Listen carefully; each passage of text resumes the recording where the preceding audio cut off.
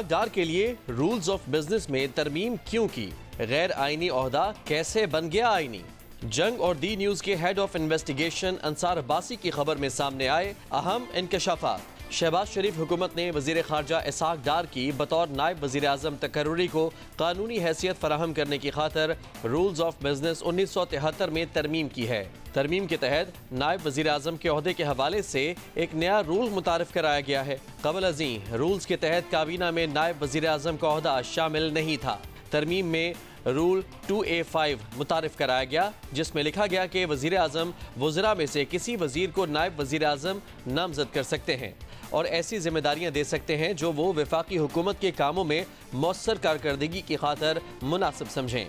अगर किसी वजीर को इस नोटिफिकेशन के नफाज से कबल नामजद किया गया हो तो उसे इस झैली उसूल के तहत नामजद किया गया समझा जाएगा।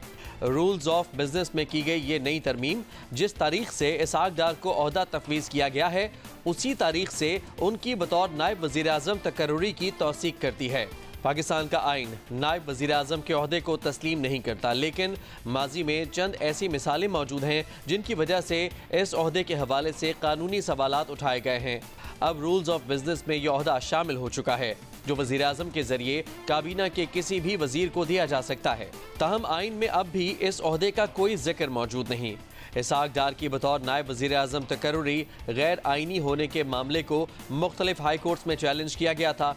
लाहौर हाई कोर्ट के डिवीजन बेंच ने सेनेटर इसहाक डार की बतौर नायब वज़ीर आज़म तकर्रुरी को चैलेंज करने वाली इंट्रा कोर्ट अपील पर वफाकी हुकूमत और वजारत कानून से रवा माह के अवाइल में जवाब तलब किया था। दरखास्त में मौक़िफ़ इख्तियार किया गया है कि आइन में नायब वज़ीर आज़म के ओहदे की कोई गुंजाइश नहीं, लिहाजा इसहाक डार इस ओहदे पर नहीं रह सकते।